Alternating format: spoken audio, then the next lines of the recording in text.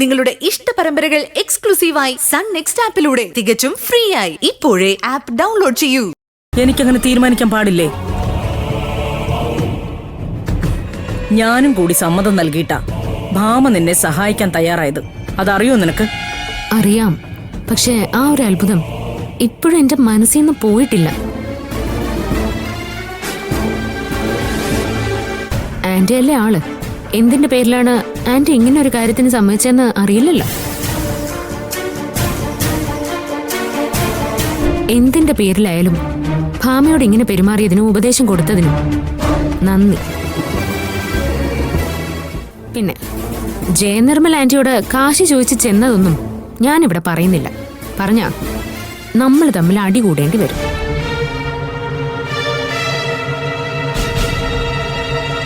Anti, ഇപ്പോഴും ഞാൻ anti അവിശ്വസിക്കുന്നില്ല. പക്ഷേ ഇതിന്റെ പിന്നിൽ മറ്റെന്തെങ്കിലും ലക്ഷ്യം ആന്റിക്കുണ്ടെങ്കിൽ ആന്റി ഇതുവരെ കാണാത്ത ഭാവനയായിരിക്കും ഇനി കാണാൻ പോകുന്നത്.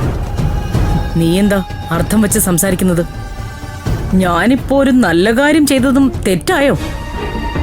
ആന്റി ഒരു നല്ല കാര്യം ചെയ്യുന്നത് അതും എനിക്ക് വേണ്ടിയാവുമ്പോ എന്തായാലും ചെറിയൊരു സംശയം തോന്നും ആന്റി. അതല്ല, ആന്റി ഈ ചെയ്തതിന് പിന്നിൽ നല്ല ഉദ്ദേശം മാത്രമാണെങ്കിൽ ആന്റിയുടെ ഈ കാഴ്ചവട്ടിൽ ഞാൻ എന്റെ നെറ്റി കൊണ്ട് നമസ്കരിക്കും.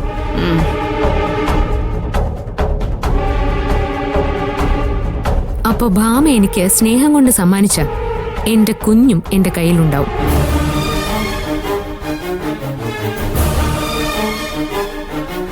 അതല്ല, മറ്റെന്തെങ്കിലും ഉടായിപ്പാണ് ആന്റിയുടെ ഉദ്ദേശത്തിന് പിന്നിലെങ്കിൽ ആദ്യം ആന്റിയുടെ കാരണത്ത് പതിയുന്നതേ എന്റെ ഈ കൈയായിരിക്കും. എന്നിട്ടേ ഞാൻ പിന്നെ സംസാരിക്കൂ. എന്താ ആന്റി, ഞാൻ ഈ പറഞ്ഞാൽ എന്തെങ്കിലും തെറ്റുണ്ടെങ്കിൽ ദേ ഇപ്പൊ പറയണം. അങ്ങനെ ഞാൻ നിന്നെയോ ഭാമയോ ചതിക്കുകയാണെങ്കിൽ നിനക്ക് എന്ത് തീരുമാനം എടുക്കാം? എന്താ അതുപോലെ? മതി.